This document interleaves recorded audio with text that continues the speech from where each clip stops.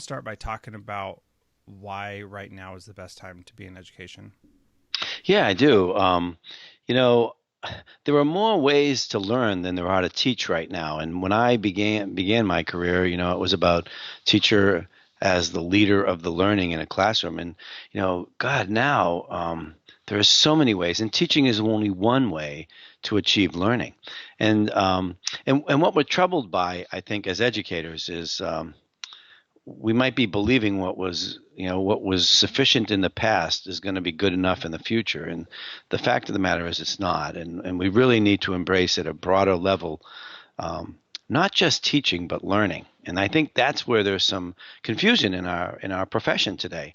So I like to, when I work with educators, and I've been on the road the last couple of weeks, enjoying some time at home here now, and one of the questions I ask educators is, I asked them if they've learned anything since they left school. And everyone says, "Oh, of course I have." And my response is, "Well, how come nobody values that?"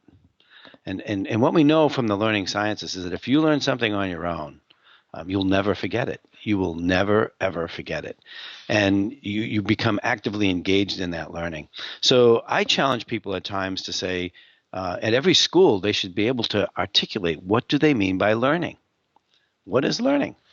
Because that is our profession. Our profession is about learning, not about teaching. You can teach all you want, but unless the students learn something, it doesn't really matter. So what we need to begin to do, and something that I talk a lot about, is we need to stop thinking about, when we have content, stop thinking about how you would teach it to somebody.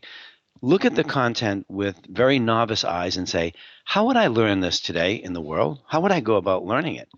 And if we start as educators to think about that, we begin to engage in this idea of empowering students to be learners.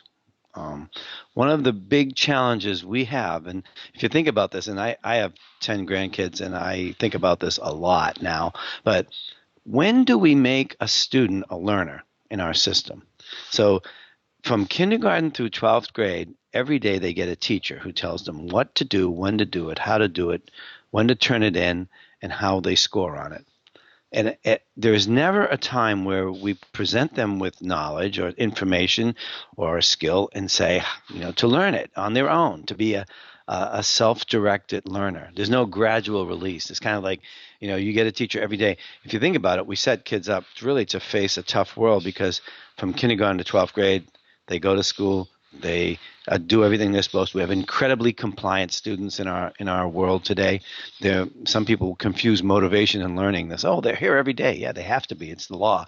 I mean, they wouldn't come if they didn't have to be. So the question becomes one of, is how do we get them to be engaged, thoughtful learners, and how do we get them to understand that they could learn without a teacher, without somebody there in front of them? I mean, I've tweeted out numerous times an expression that I often say: a teacher who teaches students to learn without them creates a student for success in the 21st century.